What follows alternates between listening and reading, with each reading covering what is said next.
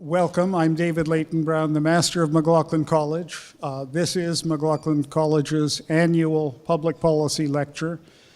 As you all know, McLaughlin College's intellectual focus and academic mandate is public policy. And this annual public policy lecture is always an important figure in the public policy world. Speaking about important public policy matters. I'm trying to avoid putting words into your mouth or taking any of your words away from you. To launch this evening's proceedings, I'd like to call on our Dean, Martin Singer, of the Faculty of Liberal Arts and Professional Studies, to say a few opening words.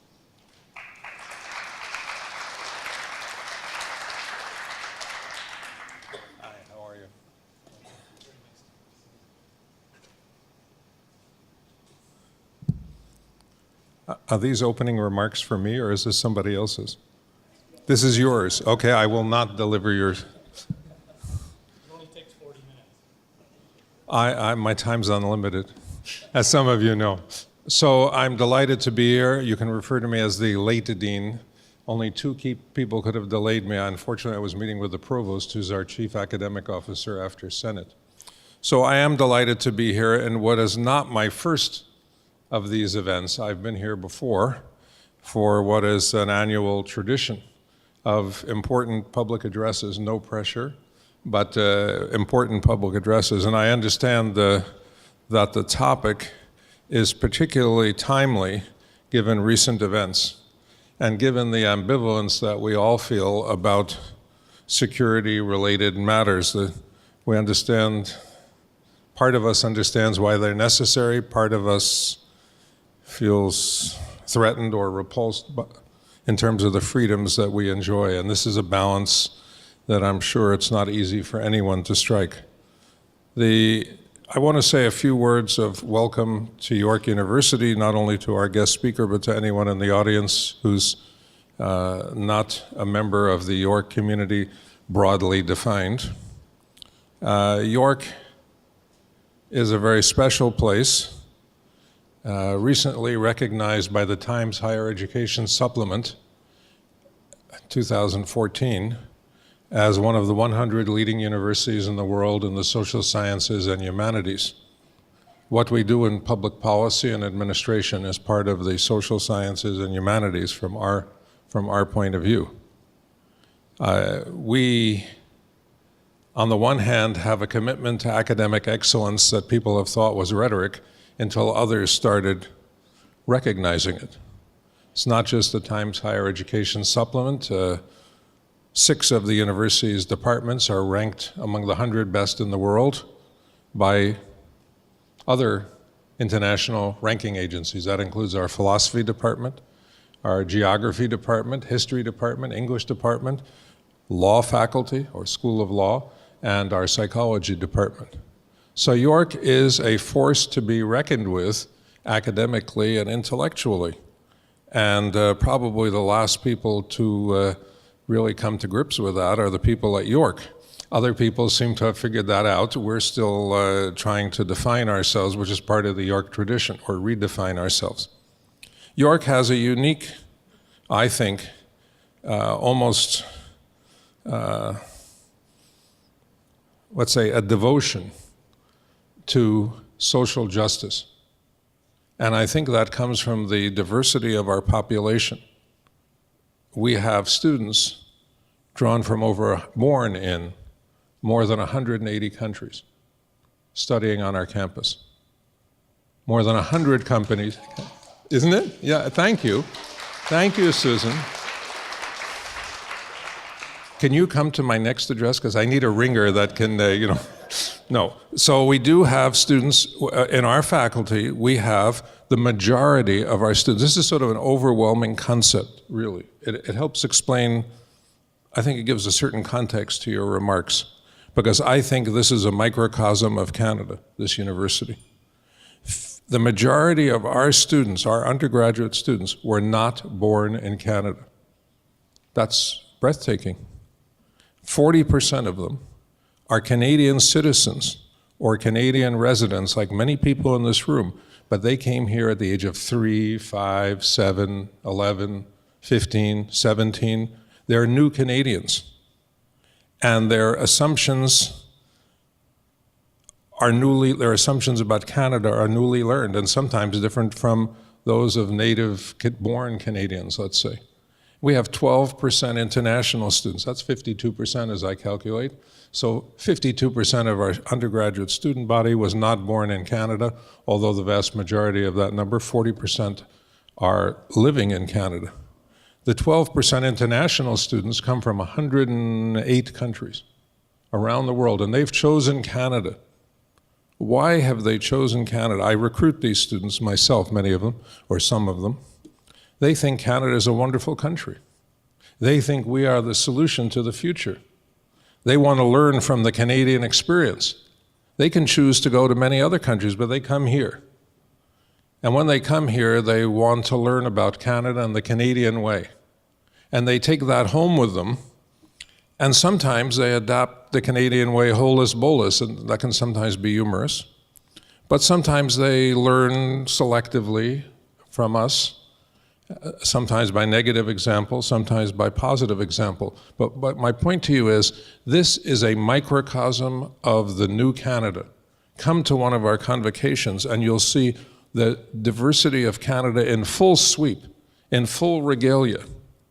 If we can learn, if our students can learn to listen to each other, to tolerate different points of view from their own, to treat each other respectfully, to build a consensus around the diversity and make it a strength rather than a challenge, Canada will be just breathtakingly appealing.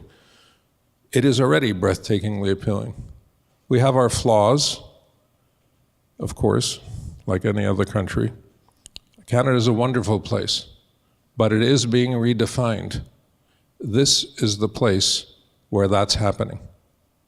And our School of Public Policy and Administration is in the forefront of this activity, so I'm glad to see its director in the forefront of the audience. And McLaughlin College, with a present and at least one former master present, oh, there you are. Hello, Ian. 2 former masters present. Has a long tradition of political activism, public policy, cutting edge, set the trend, redefine, shape the future. In this audience today could be a future Prime Minister of this country. In this audience today could be a future Supreme Court Justice. I can say that and be absolutely certain that I'm right, that it's possible. It's possible. And how many countries can you say that? So I'm very proud of York. I'm very proud of the college, very proud of the school, and I'm very pleased that our guest speaker has chosen to share his thoughts with us, which of course I could tell you what they are. He's grateful. That's going to be the first part. So thank you very much. Now, are you introducing the guest speaker? You're introducing the guest speaker? I will introduce our introducer. Okay, so I can sit down now? Thank you all very much.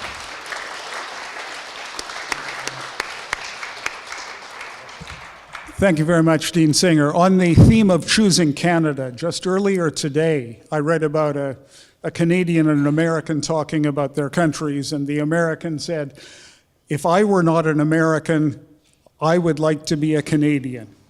And the Canadian said, well, thank you very much. If I were not a Canadian, I would like to be a Canadian. I'd like to call on James Simeon, the Director of the School of Public Policy Administration, to introduce our speaker. Thank you very much, David. We're all delighted to welcome Justice James O'Reilly from the Federal Court, Canada, to be this year's public policy lecturer and to address a highly timely and important topic. Justice James O'Reilly is one of our own, and that is to say, he has many connections to York University. Perhaps most notably and appropriately, He's a fellow of this great college that is dedicated to fostering knowledge and critical analysis of public policy, as well as the improvement of society, the local community, the province, Canada, and international relations. He is a graduate of Osgoode Hall Law School, where he earned his law degree. He has also participated in a number of events here at York University since his appointment to the Federal Court Canada in 2002. For instance, he delivered a public lecture a couple of years ago at Osgoode Hall Law School on the exclusion clauses, Article 1F of the 1951 Convention relating to the status of refugees. He was a key participant in our critical issues and international refugee law workshop.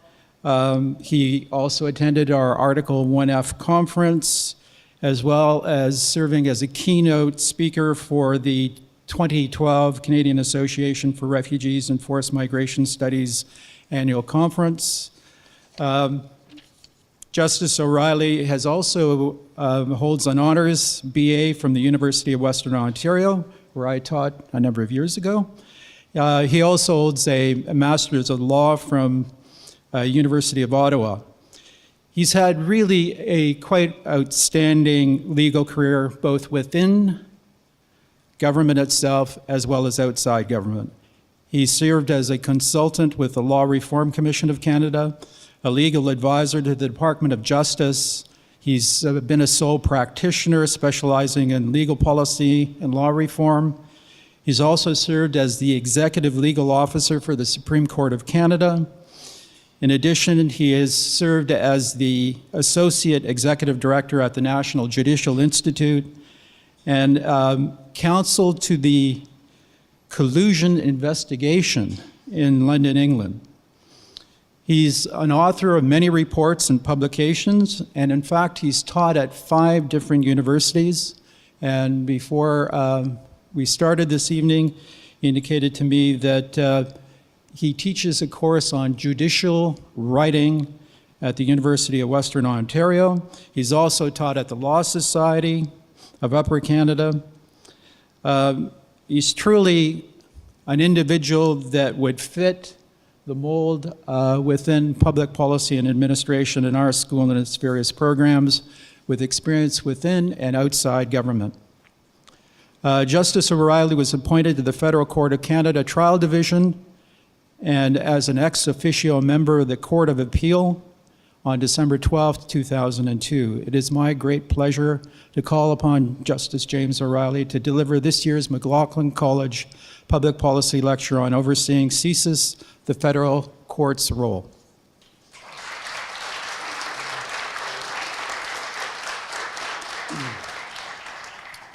Thank you all. Thank you for your patience. That's a lovely introduction. I fear that expectations have been elevated to a point where they can't be realized, but I'll have a try.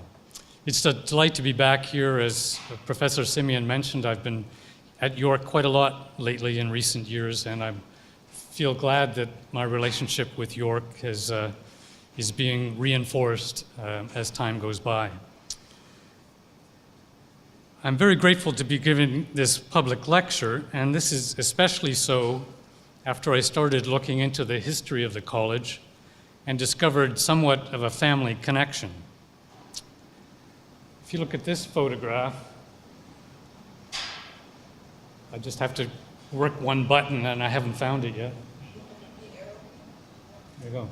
This is Robert Samuel McLaughlin, after whom the college is named. Although as honorary colonel of the 34th Ontario Regiment, he liked to be called Colonel Sam. Mr. Robert Samuel McLaughlin was a remarkable man, a great Canadian. He started making automobiles in the early 20th century. I read a bit about his history. I think his father made wagon wheels and carriages, and then Colonel Sam got involved in making horseless carriages and making cars for Buick and then Chevrolet, and he became president of General Motors as early as 1918.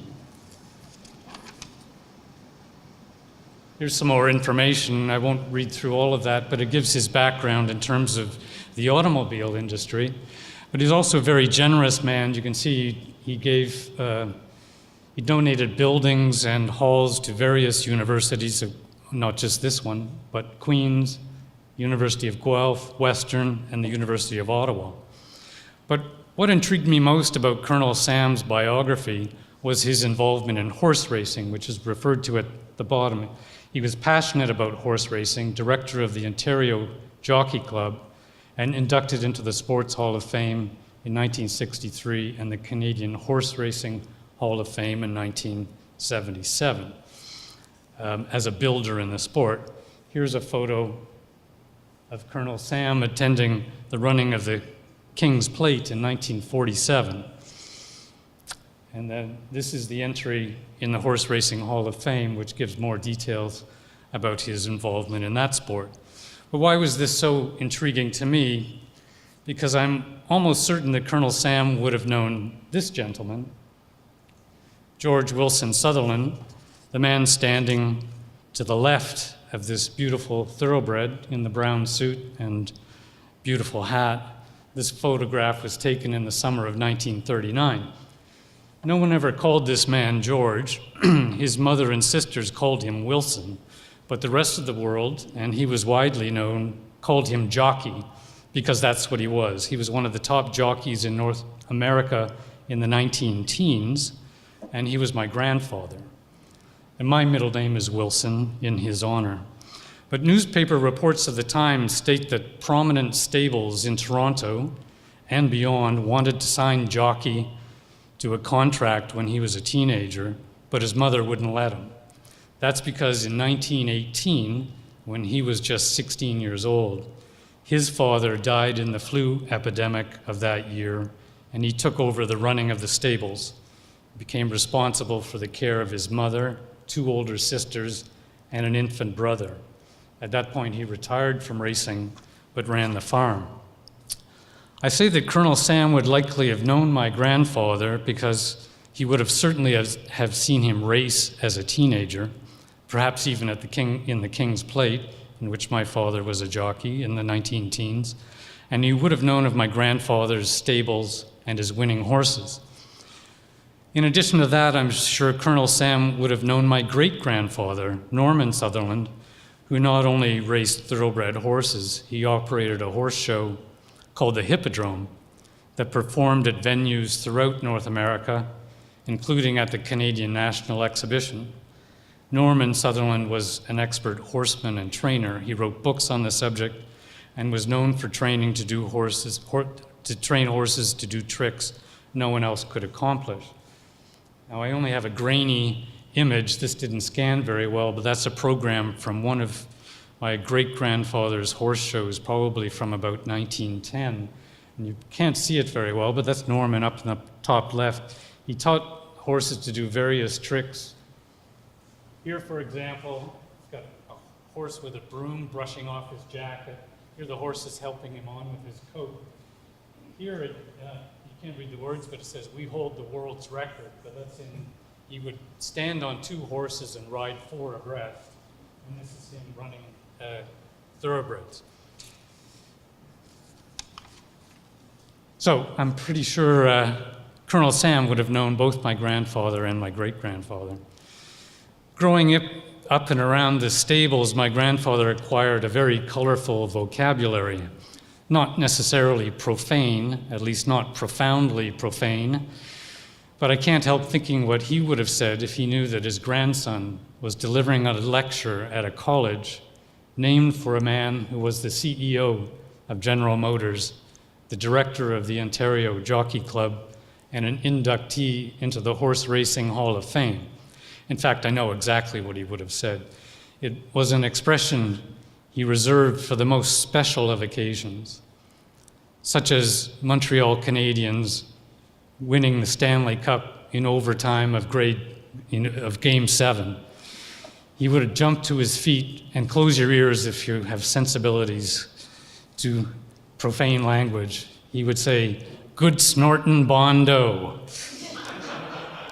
And if Jockey knew I was here tonight, I know that's exactly what he would have said. Given the last two syllables, bon do, I'm pretty sure it derives from the French. If so, that was the only French he knew. Thank you again for this invitation and the opportunity to explore our shared history. I'm so proud to be a fellow of McLaughlin College, but now I feel I'm actually part of the family. A few years ago at a conference in Cape Town, South Africa, and James Simeon would have been there, I was asked to speak on a panel exploring the degree to which judges have freedom of speech, that is, the freedom or even the obligation to speak out on important topics of public policy, such as human rights. As a member of our National Judicial Ethics Committee, I was familiar with what the ethical principles say on this subject. It goes something like this. Judges are free to become involved in educational and law reform activities. Indeed, they have a duty to help inform the public about issues relating to the administration of justice in Canada. However, judges must avoid topics of controversy and cannot get involved in political debates. I deduce from the distillation of these principles the following. Judges can speak on any subject so long as they do not say anything interesting. And looking back at all the speeches I've heard judges give over the years, I believe there's a lot of empirical evidence supporting that hypothesis. So the question I ask myself, the question you at this point must all be asking yourselves is, why on earth would anyone invite a judge to give an important lecture on public policy? Is there anything interesting a judge would have to say? I pause for a moment to allow people to head for the exits. For those who are remaining, here's what I plan to speak about. I'd like to describe to you the federal court's responsibility for overseeing the investigatory role of the Canadian Security and Intelligence Service, known as CSIS. I readily concede that our role is limited, confined primarily to determining whether CSIS should be granted the extraordinary powers available to it under its enabling statute, the Canadian Security and Intelligence Act. But because our work is largely done behind very securely closed doors, I thought it might be of interest to you to outline, with specific reference to some recent decisions that are actually in the public domain, the court's approach to this important area of our work. I do have some provisos.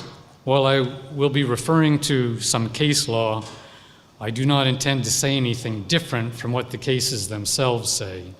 The law is in the judgments, not in my remarks. By necessity, I've summarized these decisions, and my summary will obviously leave out some facts and issues that are nonetheless important. In addition, I cannot comment on policy choices made by the legislative or executive branches. I may describe what some of those choices are, but I express no opinion about their merits. Finally, much of the court's work in this area is obviously in secret, so there are many aspects of the work that I can't discuss with you, and that may limit my ability to answer any questions you might have later in the evening. So, first to an overview of the court's role in the area of national security. The term national security, of course, eludes precise definition, but in this context, I'm going to use it in the sense in which it's defined in the CSIS Act, which defines it for purposes of setting out the parameters of the security services mandate and the court's role in overseeing the execution of that mandate. This takes us to the definition of threats to the security of Canada, which is in Section 2 of the CSIS Act. And you'll see that I'll just focus on paragraph 3, which is the one that arises most frequently. It says threats to the security of Canada means activities within or relating to Canada directed toward or in support of the threat or use of acts of serious violence against persons or property for the purpose of achieving a political, religious, or ideological objective within Canada or a foreign state. I just want to point out to you those words near the beginning of that third paragraph, paragraph C, activities within or relating to Canada. I'll be coming back to the significance of those words later. There are other statutes in which Parliament has charged the federal court with responsibility for matters relating to national security. These are some of them: the Canada Evidence Act, Immigration and Refugee Protection Act, Proceeds of Crime and Terrorist Financing Act, and the Criminal Code. But I'll be confining myself to the CSIS Act this evening. The work of the federal court in this area falls to a subset of the judges of our court, specifically designated by our Chief Justice. The Government of Canada plays no role in deciding who should be designated for that purpose. So we are referred to as the designated judges, and the proceedings in which we carry out our national security role are called designated proceedings. Having a small group of judges doing this work allows for expertise in national security matters to be concentrated and shared in a collegial forum. We meet often as a group to share experiences on particular files, discuss issues that may arise on a regular basis, exchange best practices, and get updates on ongoing proceedings. At the same time, it's recognized by each designated judge that he or she is independent and is no way bound by what a colleague has decided in another case. However, it's obviously advantageous for matters of national security to be decided by a national court in order to achieve a reasonably consistent approaches to matters of concern to all Canadians. The designated judges also gather regularly for educational sessions relating to human rights, civil liberties, privacy, new technologies, international affairs, and comparative approaches to national security. Proceedings relating to national security take place in an ultra-secure facility in the National Capital Region. That's as close as I'm going to get to telling you where it is.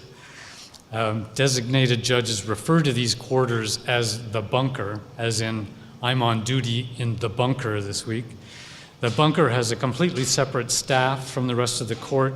These employees deal exclusively with national security files and naturally have very high security clearances and are legally bound to maintain the secrecy of the information they receive. As mentioned, I'd like to concentrate this evening on our involvement in matters under the CSIS Act, which mainly involves requests from the service for various kinds of investigative measures, particularly warrants. Let's start with the principal mandate given to CSIS under its enabling statute. It's set out in Section 12. It says, the service shall collect by investigation or otherwise, to the extent that it is strictly necessary, and analyze and retain information and intelligence respecting activities that may on reasonable grounds be suspected of constituting threats to the security of Canada, and in relation thereto shall report to and advise the Government of Canada. You'll notice that this mandate is tied to the term threats to the security of Canada, the definition of which I referred to earlier. The service also has a mandate in respect of national defense and international affairs, but that's not the focus of my remarks this evening, although in a few minutes I'll be making a general reference to that mandate. Section 12 of the Act obviously gives the service a broad authorization to collect intelligence without prescribing the kinds of sources it should consult. Not surprisingly, CSIS often gathers information from what are referred to as open sources, which are resources that you or I might be able to access or locate if we were motivated to do so. The service also relies on human sources, persons who assist CSIS with its investigations. But other sources can only be accessed by covert means, and that is where the designated judges of the federal court come in. We receive applications from CSIS for warrants permitting them to use extraordinary powers, such as wiretaps and searches, in order to investigate threats to national security. This means that judges, in effect, oversee CSIS's use of intrusive investigative measures and authorize, or not, by way of warrant, the execution of those powers. Hence the title of my talk this evening, Overseeing CSIS. Let me describe the process to you. A designated judge is always available, 24 hours a day, 7 days a week, 52 weeks a year. Sometimes warrants are sought on an urgent basis, and the federal court is always in a position to respond to those requests. The identity of the duty judge is not disclosed in order to prevent any chance of judge shopping. Warrant applications must be conducted in private, as you see under Section 27 of the CSIS Act. Warrant applications are always supported by an affidavit sworn by a well-informed CSIS employee. The affidavit is usually very detailed and addresses all of the issues the designated judge must consider before granting the warrant. The designated judge reviews the affidavit and compares the information provided against the statutory requirements, which I'll come to in a few minutes, of the CSIS Act. Often, the judge will spend several hours reviewing this written material. These are the statutory requirements the judge must consider. I haven't put all of them here, but the first two are the most important. In an application, there must be an affidavit setting out the facts relied on to justify the belief on reasonable grounds that a warrant under this section is required to enable the service to investigate a threat to the security of Canada. This is an important one in B. In addition, the affidavit must set out why it is that other investigative procedures have been tried and have failed, or why it appears that they are unlikely to succeed, that the urgency of the matter is such that it would be impractical to carry out the investigation using only other investigative procedures, and so on. So the CSIS can't come to the federal court and say, Judge, we want a warrant in order to investigate this person whose identity just came to us and we don't know anything about him or her. There must already have been an investigation. There must already have been the use of other resources available to CSIS, such as the open sources or the human sources I mentioned, and they have to persuade us that that isn't good enough, that they now need to use more intrusive powers in order to carry out their investigation. You'll see that this information is very specific, and it must be tied to the nature of the alleged threat to Canada's security that's motivating the warrant request. After reviewing the file, the designated judge will preside an oral hearing attended by counsel who represents CSIS, and also the CSIS employee who authored the supporting affidavit will be there, as well as some CSIS analysts. A court registrar opens proceedings just as would be done in open court in other proceedings. A court reporter may also be present. Occasionally, a senior lawyer employed by the court will be there to assist the judge with any difficult legal issues that might come up. Typically, the person who swore the CSIS affidavit, the affiant, is sworn in as a witness, and the designated judge will pose questions about the contents of the affidavit in an effort to ensure that the legal requirements of the CSIS Act have been met. It's not uncommon for the judge to request additional information and to postpone issuance of a warrant until satisfactory evidence has been provided.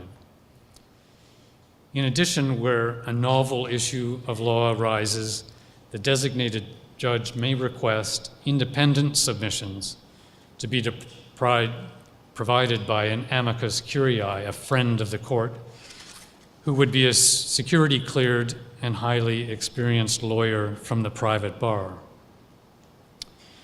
From time to time, the court has identified legal or evidentiary issues of a general nature and has held hearings on them en banc, which means that all the judges are sitting at the same time. That is allowing all of the designated judges to hear evidence and submissions on those points all at the same time. Of course, the very nature of these proceedings requires secrecy. There's no avoiding that, but wherever possible, the court issues public rulings on warrants in which novel or controversial legal issues arise.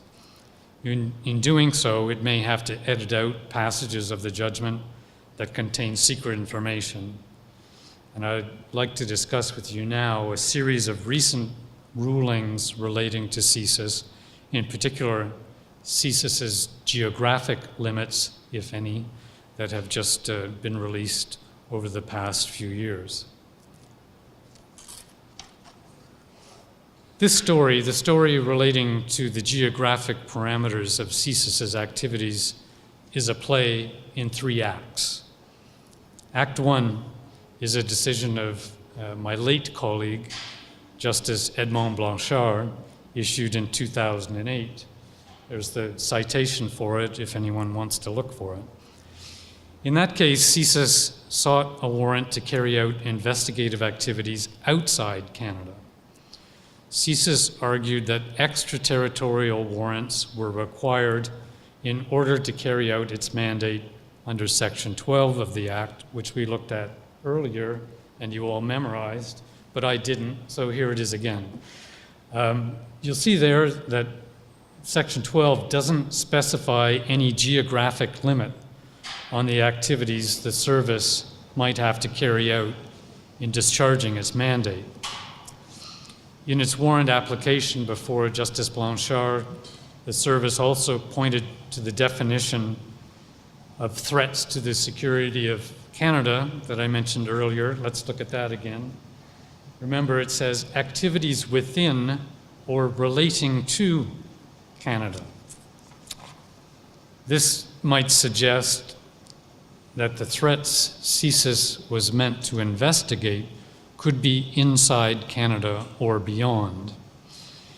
Before Justice Blanchard, CSIS also relied on Section 16 of the Act, dealing with its mandate in relation to national defense and international relations, to argue that its responsibilities in respect of national security are not confined to investigations within Canada. So let's look at Section 16. And you'll see that when describing the CSIS's mandate in relation to defense and international relations, it specifically sets out within Canada. So by contrast, Section 12 doesn't contain any explicit restriction on the activities CSIS can conduct in relation to matters relating to national security. So that was an argument that CSIS relied on in front of Justice Blanchard. CSIS also argued that its own employees required the legal protection of judicially authorized warrants. Otherwise, their activities might violate the Criminal Code and the Canadian Charter of Rights and Freedoms. The Supreme Court of Canada, just before the case before Justice Blanchard in a case called HAPE, that's H-A-P-E, had already concluded that the Charter does not generally apply outside Canada, But CSIS was concerned that the court's conclusion in that case was confined to criminal investigations and did not apply to security and intelligence activities. While CSIS acknowledged that its activities might violate the laws of the place where the warrants would be executed, as well as international law, it pointed out that the CSIS Act authorizes the court to issue warrants notwithstanding any other law and to permit service agents to enter any place. That's in section 21.3 of the CSIS Act, which says notwithstanding any other law at the top there, and under paragraph A allows CSIS employees to enter any place on the strength of a warrant issued by the court. So CSIS argued that those provisions indicate the absence of geographic limitations.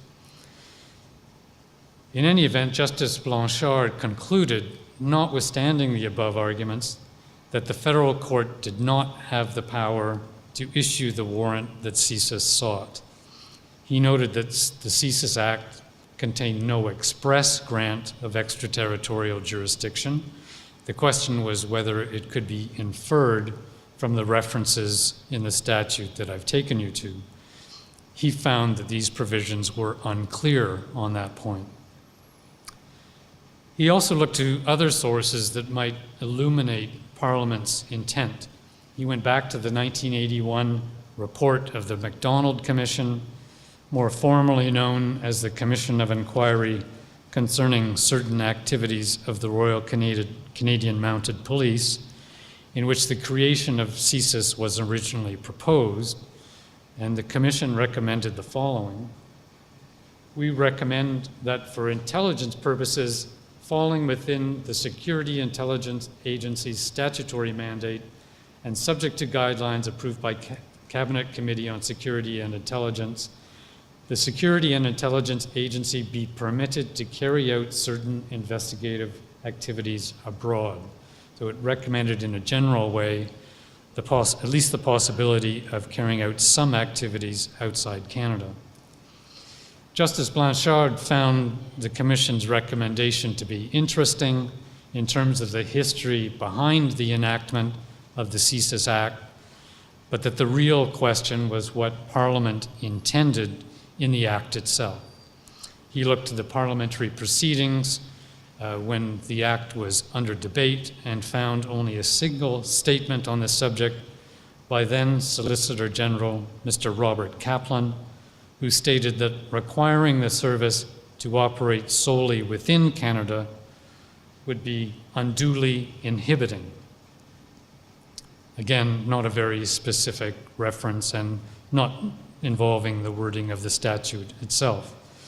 Justice Blanchard concluded that the evidence did not display a clear parliamentary intention to grant CSIS extraterritorial powers.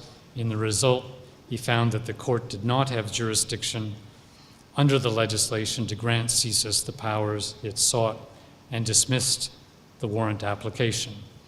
End of Act 1. Act 2 involves two decisions by my colleague, Justice Richard Mosley. The first in 2009 and the second in 2013. The references are there. I'll be referring to the second one because the second one tells you what happened in the first one. Shortly after Justice Blanchard's decision, CSIS came back to the court with an alternate position. Justice Mosley heard the new warrant application in 2009. In this one, CSIS was no longer seeking authority to execute warrants outside Canada. It was asking for a warrant to intercept foreign communications, but from within Canada. The evidence before Justice Mosley made clear that the activities for which the service sought approval would all take place in Canada. It would just be capturing signals originating elsewhere, but the actual capturing would be taking place in Canada. He found this to be a different scenario than the one that had been put before Justice Blanchard and granted the application. This type of warrant was referred to from that point forward as a DIFT warrant, that's D-I-F-T, standing for Domestic Interception of Foreign Telecommunications. Based on Justice Mosley's reasoning, the court approved other similar warrants in subsequent years. However, certain information came to light thereafter that caused Justice Mosley to reconsider the warrant he had already granted. In particular, the 2012-2013 annual report of the Communications Security Establishment of Canada caused Justice Mosley to be concerned about whether he had received full disclosure of the service's intentions when he granted the earlier warrant. Now, I haven't talked about the Communications Security Establishment of Canada, known as CESC, and I don't want to go into that in any detail because I'm concentrating on a sibling organization called CSIS. But in effect, the CSEC, as it's known, is an organization that it carries out signals intelligence. It's out there gathering signals. It operates entirely outside of Canada and does not target the communications of Canadians, except when it's asked to do so on behalf of CSIS, when CSIS is carrying out its own lawful mandate. So they have a connection to one another, but I don't need to go into that with any more detail than I've just described.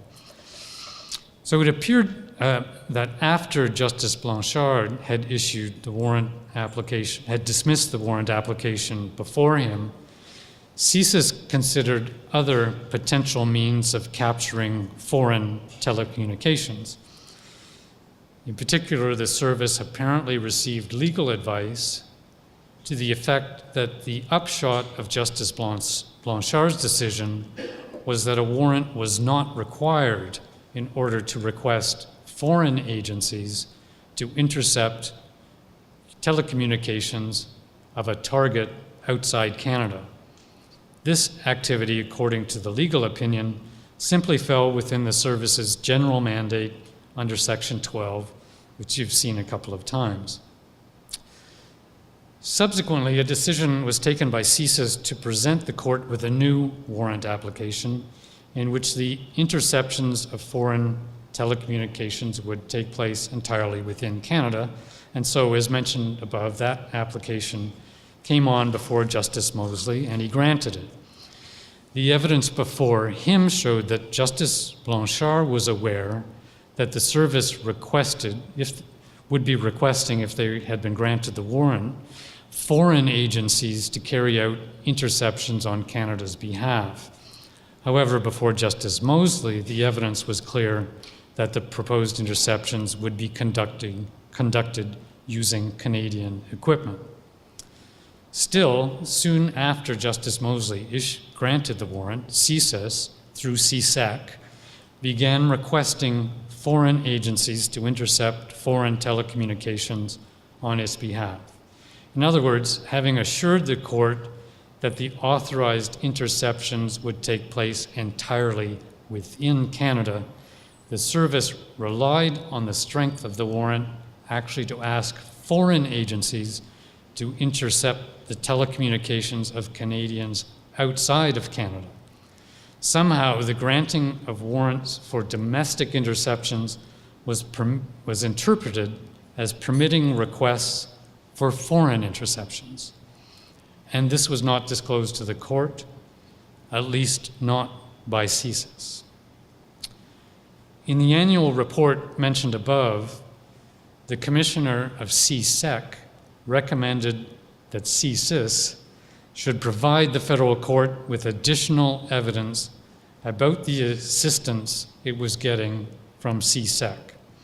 After reading that recommendation, Justice Mosley asked counsel for both CSIS and CSEC to appear before him. This is years after the warrant had been issued. to appear before him to make submissions about whether the recommendation of the commissioner that I've mentioned was making reference to the warrant that he had previously issued. He saw that evidence that had been placed before Justice Blanchard had not been given to him. In particular, as I mentioned, Justice Blanchard was aware that foreign agencies would be tasked with conducting the foreign interceptions for which the service sought authority. That evidence was not before Justice Mosley because the service was still maintaining that the interceptions would be carried out inside Canada. Still, the subsequent events revealed the kind of warrant Justice Mosley and subsequently other colleagues issued was relied on by the service to request foreign agencies to conduct interceptions abroad.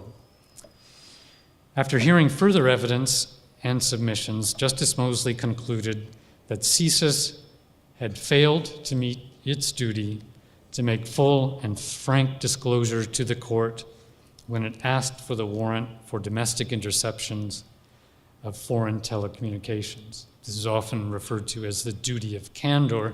It applies most especially in situations when someone is coming before the court on what we call an ex parte application. That is, you're coming to the court as a single party, and the person who's the object of the proceeding isn't there. And obviously, when you're applying for a warrant, the person who's the object of the warrant has no idea that the proceeding is taking place.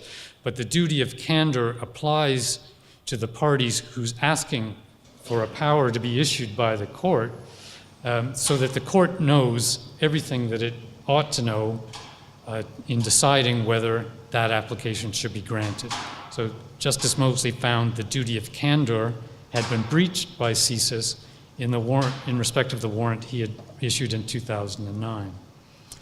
He found, in particular, that the service had actually made a strategic decision when applying for warrants to omit information about its intentions to seek the assistance of foreign agencies to intercept telecommunications of Canadians abroad.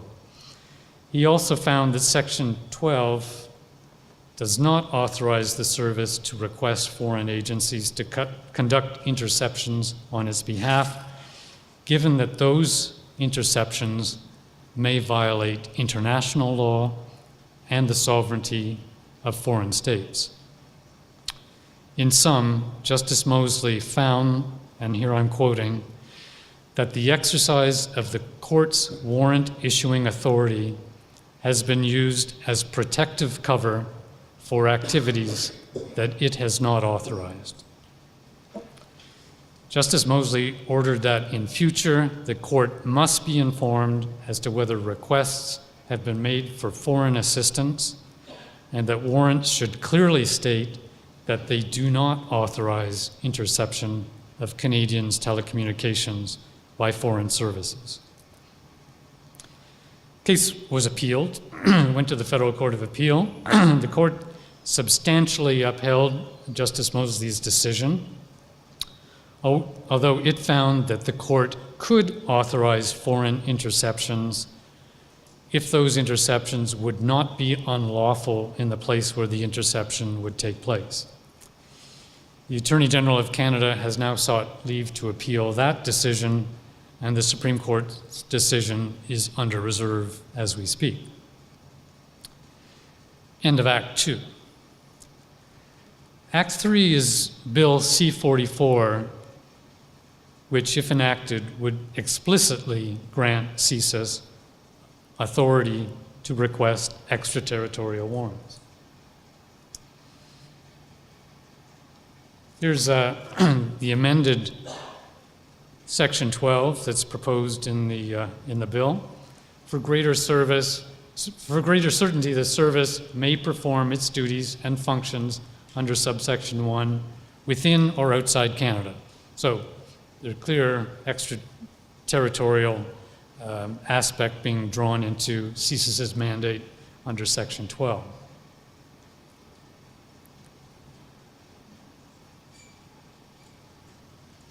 The new legislation, if enacted, would make clear that CSIS can seek warrants to intercept telecommunications outside Canada and can enlist the assistance of foreign agencies to do so.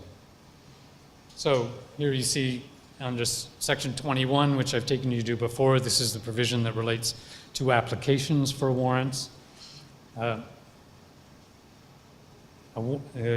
They may apply where a warrant is required to enable the service to investigate within or outside Canada. Again, a clear reference now. And then this will be added to another provision of Section 21, that the court may authorize activities outside Canada to enable the service to investigate a threat to the security of Canada. So, what does this play in 3 acts tell us? I leave that mainly to you to decide and to consider, but here are some observations with which you may or may not agree. In my view, what I've just outlined for you in these recent decisions against the backdrop that I've given you, I would suggest that it shows the court attempts to both ascertain and to conform with Parliament's intent. I would suggest that it shows that the court is vigilant in relation to the extraordinary powers it is asked to authorize. I think it shows that the court insists on receiving all relevant information before issuing warrants for intrusive powers. I think it shows that the court is concerned about intruding on privacy rights in the absence of express legislative authority. And here, this may have been between the lines a bit, but I think it shows that the court is wary of authorizing, again, without clear authority, disclosure to foreign agencies of information about Canadians. We've seen in recent years the problems that can come about when Canadian intelligence services provide information to foreign services without knowing how that information is going to be used and what consequences may befall the person about whom that disclosure is made. So I think in the judgments that I've described, you'll see a concern by the court, and awareness, no doubt, by the court of those events, but concern by the court about our own services losing control of information about Canadians once it enlists the assistance of foreign agencies. I think that it shows that the court seeks means to limit the scope of intrusive powers to the particular circumstances before it. And I think the court tries, to the extent possible, to be transparent in respect of its national security responsibilities.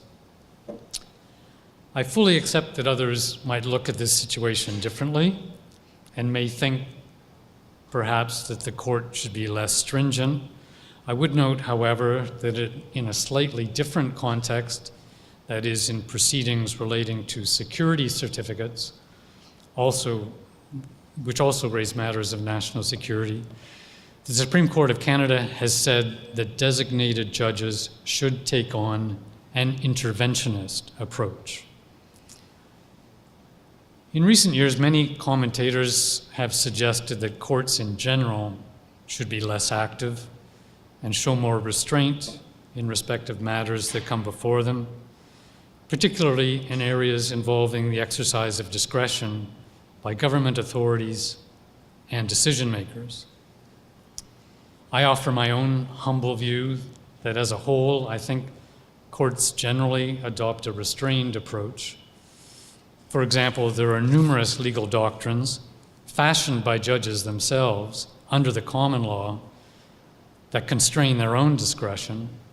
And when I teach students, I describe what some of those are. These are all judge-made doctrines. Res judicata just simply means a judge shouldn't decide a case that's already been decided. Some cases are stopped from proceeding for various reasons. Some cases are moot, and that therefore where there's no live controversy before the court should step aside. Sometimes the issues before the court aren't justiciable, that is, they're not capable of being given a legal answer. Stare decisis, simply the doctrine of precedent. If something has already been settled by the case law, judges shouldn't decide it anew. Political questions doctrine, if a matter is really more political than legal, judges should stay out of it. The rule of constitutional restraint simply means that if a matter can be decided on a ground other than a constitutional ground, that's what the judge should do. The whole idea of deference to decision maker has come up through standard of review jurisprudence. That's judge-made law. Simply means sometimes judges should defer to other decision makers rather than getting involved in the matter themselves. These are things that judges think about. Lawyers probably don't think about them very much. We don't have them argued in front of us very often. But these are the kinds of things that are often in the back of the judge's mind in hearing any given case. But these doctrines essentially counsel judges to refrain from inserting themselves in a dispute unless a judicial decision is required in the circumstances. And I'm going to give you a concrete example from my own experience. I've never spoken on this subject before. I hope this isn't one of those matters of controversy that I'm not meant to address. I had a case involving a young man called Omar Khadr, and I heard that case on October 28th, 2008. This was judicial review of the decision of the Prime Minister of Canada not to seek the return of Omar Khadr from Guantanamo Bay. Simple 2-hour judicial review with 40 volumes of case law, both from Canada and around the world. So I had that case in front of me, but of course I was aware of events going on in the world around me. The date of the US election was looming. It was coming up just a week later. And both candidates, as you may recall, in 2008, said that they planned to close Guantanamo Bay if elected. So I thought, great, that problem will be solved. President Obama was inaugurated on January 20th, and 2 days later issued an executive order closing Guantanamo. I thought, great, the problem is going to be solved. Next, we heard that President Obama's first trip outside of the United States was going to be to Ottawa, and that was scheduled for February 19th. I thought, great, it's going to be on the agenda. The problem will be solved by the executive. I don't need to decide the case. The meeting is concluded, the communique is issued, nothing is said on the subject of Omar Khadr. The communique relates solely to economic issues. So I had to decide the case, and I did on April 23rd, 2009. But I just lay that out for you as an example of a situation where I felt it'd be far better for the problem to be solved by someone else without imposing my judgment on the matter on the executive. I truly thought it would be unnecessary to decide the case. Only when it turned out not to be possible did I issue my judgment. I think that other judges would have taken the same approach. I'm coming to the conclusion at this point. I hope this glimpse into the court's role in overseeing the investigatory powers of CSIS has been somewhat illuminating. It is an area of our work that is not widely known, in part because of the secretive nature of the proceedings, but also because the court rarely has the chance to speak publicly to groups about it. So I'm very grateful for this opportunity, and I hope I've been able to show, at least, that the court takes this area of its work very seriously, balancing the privacy interests of individuals with the need to protect society as a whole. In doing so, it is firmly committed to the rule of law. Thank you again for the opportunity to explore the subject matter and my family connection to McLaughlin College, and if anyone has any patience left in them, I'd be happy to take a few questions if we have time for that. Thank you.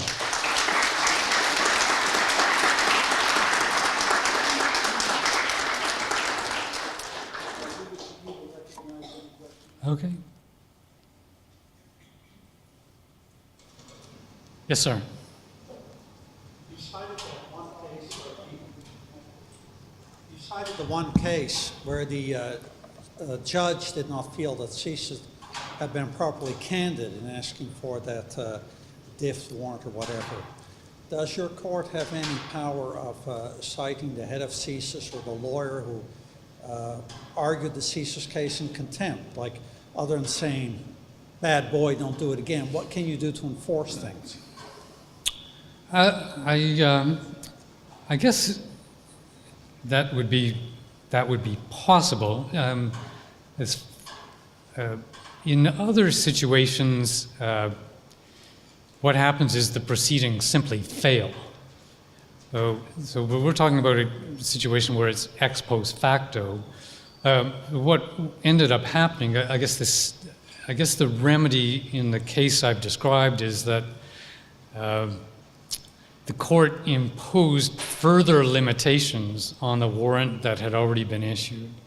So I guess the court made clear that it is always seized of the matter, and if something comes to light that shows that that duty has been breached, it can take measures.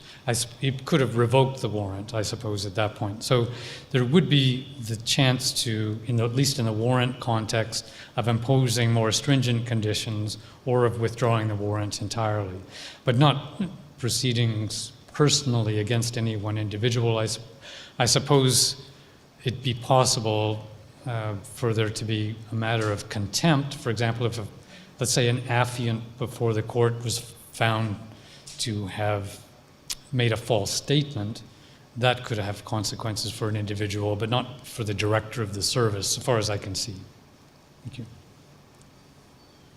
Thank you very much. Your comments were actually very enlightening. We just completed a panel discussion where we looked at the Omar Kadir case. We were focusing on the appointment of Supreme Court justices.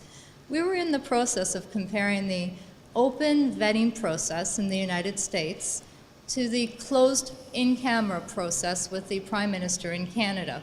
And very briefly, we used the Omar Kadir case as an example where we looked at in what circumstance can a judge remove himself from his prior casework and prior decision-making and gender and political affiliation and adjudicate without bringing in extraneous factors from prior casework, as was the case possibly with the appointment of Justice Naidoo that was refused recently, Prime Minister Harper's appointment of Justice Naidoo. So the question is, very briefly, can a judge, and it's because we're working on a model for decision-making, so your comments would be useful. How can a justice, or can a justice, remove himself from prior casework and prior judicial decisions? You mean decisions by that very judge? Yes. Yeah. Well, that's a difficult question. I mean, obviously you can't take yourself entirely out of your persona as a judge, and nor would we want that to happen, because otherwise every judge would be the same and the law wouldn't evolve the way it's meant to do. But I tell my law clerk, for example, when he or she is doing a memorandum for me on an upcoming case, I'd really like to see decisions of my own on the same subject matter. And that's not because I think they're so wonderful. It's just that I'm really afraid I'm going to be inconsistent with myself. So in a way, a judge would probably naturally want to be fairly consistent, but taking into account the fact that there are no two cases that are actually identical to one another, but fairly consistent on broad principles, let's say. So in that situation, I guess the judge should feel somewhat bound by general approaches, general analyses of law. But here's the thing about deciding a case and writing reasons. And this is coming to your point about not relying on extraneous factors. Because that's one of the very reasons why you ask judges to lay out their reasons in writing. Because that process in itself imposes a discipline on the decision maker. And it's meant to show the parties that they are not taking into account matters that are extraneous. And so the burden on the judge in performing that exercise is to be as specific as possible as to the reasons why the outcome is what it is, so that the losing party in particular, who will be most interested in those reasons, can understand exactly what the grounds were for losing the case. If that explanation isn't satisfactory, it will enter the mind of the losing party. Must have been something else. Must have been something I don't know about, something I couldn't possibly have persuaded the judge about because it's not in his or her judgment. So there's a discipline that comes to a judge in deciding cases and writing reasons that's meant to minimize that possibility. I accept that it can still happen. Awesome. Thank you. I don't have any further questions. Thank you.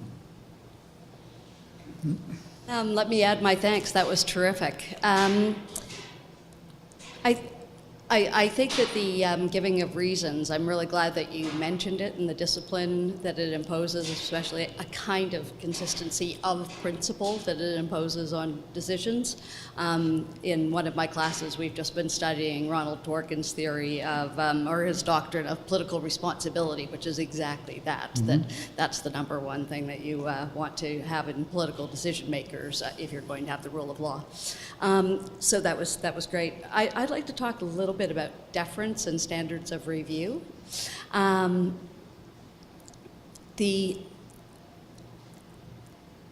think that people who don't know very much about the law have a misunderstanding about how judicial activism actually happens, at least in Canada, right? We don't have judges running amok in Canada.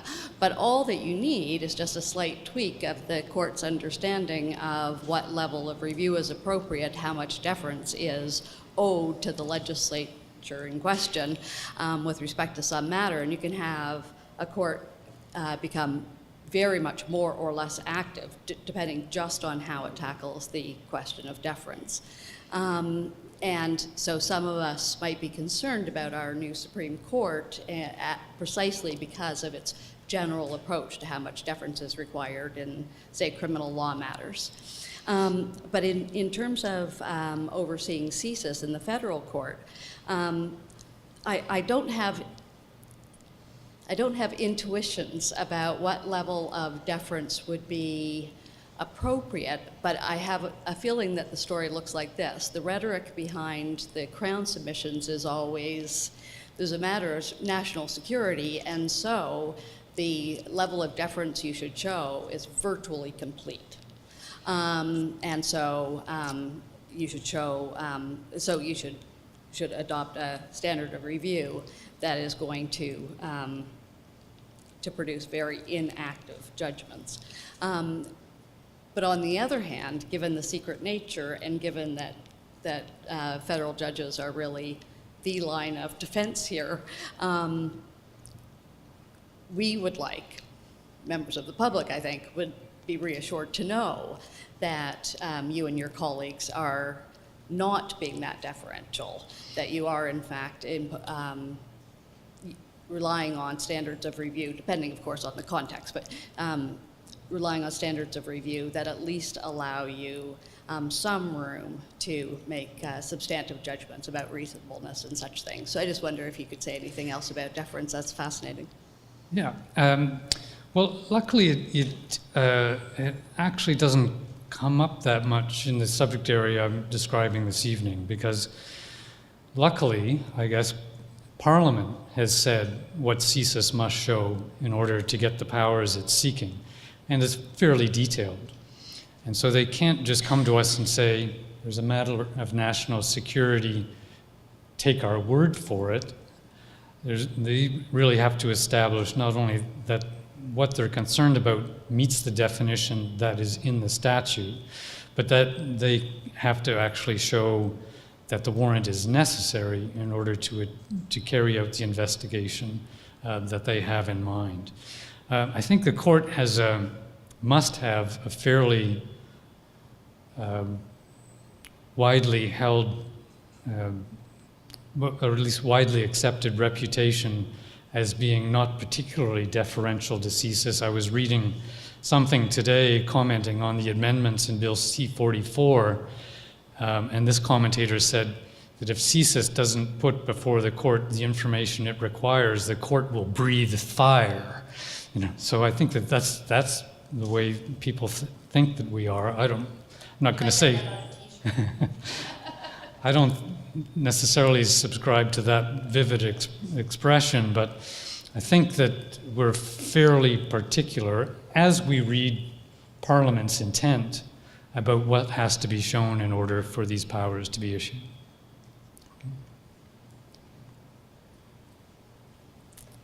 Hi, I'd like to thank you very much for your talk today and for Professor Dimick's question that's related to the paper that I'm writing. So you pretty much stole the question right from me. But I am curious to hear your thoughts on whether or not you see a legitimate role for judges in playing a more activist role when deciding on cases that are particularly sensitive, if you will, and sort of dealing with sort of human rights and national security concerns. So I'm wondering, wanting to hear what your prediction is in terms of how you think the court's role will progress. Well, of course, there are two things that we must do. One is take direction from Parliament. So that's the first thing. We see what Parliament is going to ask us to do, and we'll do our best to do it in a responsible way. The other is to do what the Supreme Court of Canada tells us to do, and I gave a passing reference to what the court has said in another national security context, and that is that we should be adopting an interventionist approach, that is, not being particularly deferential towards those coming before us, particularly that was in the security certificate context, but there are similar concerns in other contexts where the rules are different than they are, let's say, in an ordinary legal proceeding. In that situation, the rules are different because the person affected may not have access to the same evidence that the judge has access to. And so there have to be measures put in place to ensure a high level of fairness, accepting as we must that not all of the information can be provided because of concerns about national security. So in order to ensure that those arrangements are as fair as possible, that judges have to assert themselves. So I think that's a direction that we're getting from the Supreme Court of Canada, and that's what we'll do. Excellent. Thank you very much. You're welcome.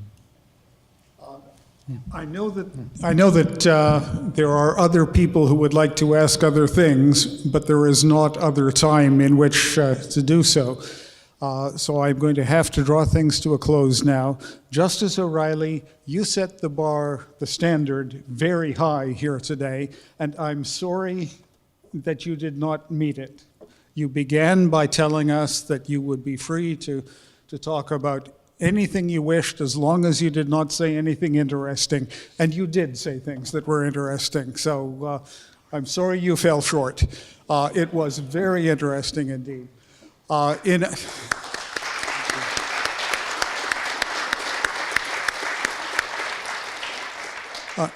In appreciation, I would like to give you a small memento of no monetary value, but enormous prestige.